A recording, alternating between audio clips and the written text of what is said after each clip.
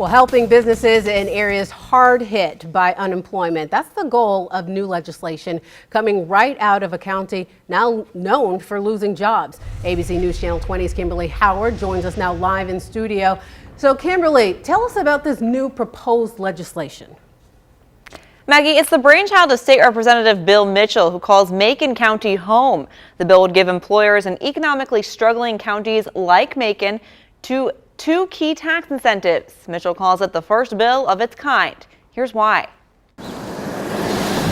Since the 80s, we've had higher unemployment than the state of Illinois, higher unemployment than the national average. We've heard it time and again. Macon County isn't doing well in terms of jobs. The labor force has contracted in the last 5 years by 3,000 people. State Representative Bill Mitchell has a plan he hopes will change that. A bill that proposes two tax incentives for employers in high unemployment counties. A portion of your workers' compensation costs would be subsidized by the state, as well as the EDGE tax credit. That's the Economic Development for a Growing Economy tax credit. Businesses that hire at least 5 new workers would be reimbursed a portion of their state income taxes. That's if they're based in an area that's determined to be struggling. There's about 10 counties that this would be applicable to. So you used it, and it's an arbitrary measure. I just 2 percentage points over the statewide average for a year. It's legislation Beth Nolan with Grow Decatur says their grassroots organization could get behind, but they want more. We need support of the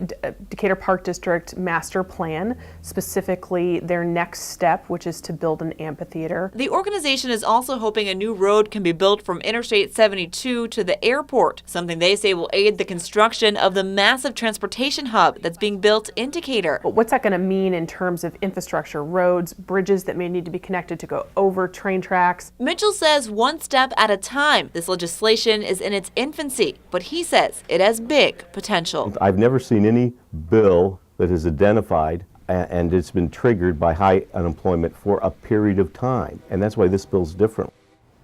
Mitchell says tax incentives need to be offered to employers in economically struggling counties and not places like Cook County, where he says businesses are already incentivized to set up shop. Maggie? Well, Kimberly, thank you so much for that report. Vermilion County is another area that would benefit from this bill. Representative Mitchell says that he thinks the proposed legislation could win bipartisan support in the General Assembly. And while it hasn't been assigned a committee yet, he hopes to continue discussion this session.